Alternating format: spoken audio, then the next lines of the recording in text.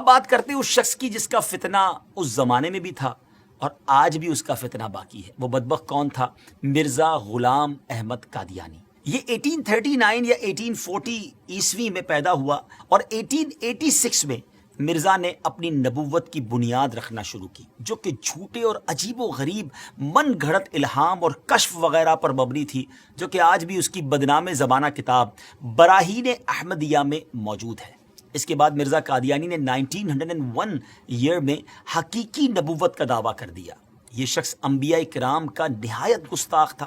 حضرت عیسیٰ علیہ السلام کے بارے میں لکھتا ہے کہ آپ علیہ السلام کے بہت سے معجزے مشہور ہیں، لیکن حق بات یہ ہے کہ آپ سے کوئی معجزہ ظاہر نہیں ہوا، معاذ اللہ۔ دعوی نبوت کے بعد مرزا کی رگ شیطانی مزید بھڑکی تو اس نے خدائی کا دعویٰ کر ڈالا۔ لکھتا ہے کہ میں نے نیند میں اپنے آپ کو ہو بہو اللہ دیکھا اور میں وہ اللہ ہوں۔ پھر میں نے آسمان و زمین بنائے اور کہا ہم نے آسمان کو ستاروں کے ساتھ سجایا ہے۔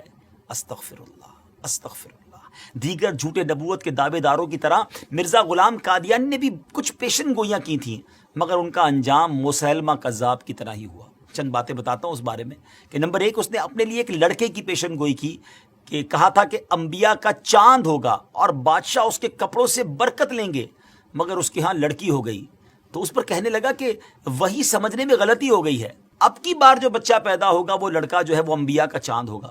اس بار بیٹا تو ہوا مگر چند روز بعد ہی مر گیا۔ بادشاہ تو دور کی بات ہے، کسی محتاج نے بھی اس کے کپڑوں سے برکت نہ لی۔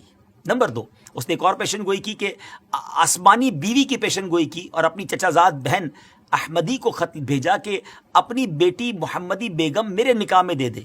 اس نے صاف انکار کیا، اس پر دھمکیاں دی اور پھر کہا کہ وہی آ گئی ہے، ہم نے تیرا نکاح اس سے کر دیا ہے، اور یہ کہ اس کا نکاح اگر تو دوسری جگہ کرے گی تو 2.5 یا 3 برس کے اندر اس کا شوہر مر جائے گا۔ مگر اس خدا کی بندی نے اس بدبخت کی ایک نہ سنی اور سلطان محمد خان سے نکاح کر دیا۔ وہ آسمانی نکاح دھرا کا دھرا ہی رہ گیا، کچھ بھی نہ ہوا، وہ شوہر نہ مرا اور نہ کچھ اور ہوا۔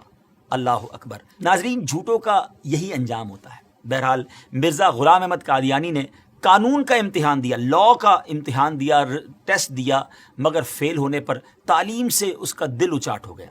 کمزوری دل و دماغ کا مرض پوری عمر رہا، کئی بیماریاں اس کی زندگی میں اس کے ساتھ تھیں۔ 26 مئی 1908 میں یہ لاہور میں اس کو ڈائریا ہوا اور گندگی کے عالم میں، جی ہاں، جب اس کا آخری وقت آیا تو وہ واش روم میں تھا، گندگی میں لت پت تھا اور لوگ اس کی لاش کو دیکھ کر یوں سمجھیے کہ عبرت کا نشان اس کی لاش بن گئی۔ ناظرین، یہ ہے جھوٹے نبی کا انجام۔ ہم سب کو یقیناً یہ یقین ہے، ہمارا ایمان ہے کہ ہمارے آقا علیہ السلام ہی آخری نبی ہیں، اور خود نبی پاک علیہ السلام نے جو فرما دیا لا نبی بعدی، میرے بعد کسی نبی نے نہیں آنا، اور یہی ہمارا ایمان، یہی ہمارا بلیف ہے۔ لیکن ایک بات یاد رکھنی ہے کہ اس طرح کے دعوے کرنے والے، اس طرح کی جرت کرنے والے، اس طرح کا کلیم کرنے والے لوگ اور بھی آئیں گے، کیونکہ علماء کرام نے نبی پاک علیہ السلام کی احادیث سے جو ایکسٹریکٹ کیا ہے، جو شرح بیان کی ہے، وہ یہی ہے کہ قیامت سے پہلے اور بھی نبوت کے دعوے دار آئیں گے۔ ہو سکتا ہے اس دور میں، ہو سکتا ہے کچھ دنوں کے بعد یا کچھ سالوں کے بعد، لیکن مسلمانوں کا شروع سے یہ عقیدہ رہا کہ ان جھوٹے دعوے داروں کی طرف کوئی توجہ نہیں کرنی۔ ہم سب کا عقیدہ، ہمارا بلیف اتنا مضبوط ہونا چاہیے، اور ہے الحمدللہ کہ ہمارے آقا علیہ السلام ہی آخری نبی ہیں۔ کیا خوبصورت قرآن پاک کی سورہ احزاب کی آیت نمبر 40 ہے نا، اللہ تعالیٰ قرآن مجید میں کیا ارشاد فرماتا ہے؟ ما کان محمد ابا احد من رجالکم ولکن رسول اللہ وخاتم النبیین وکان اللہ بکل شیء علیما۔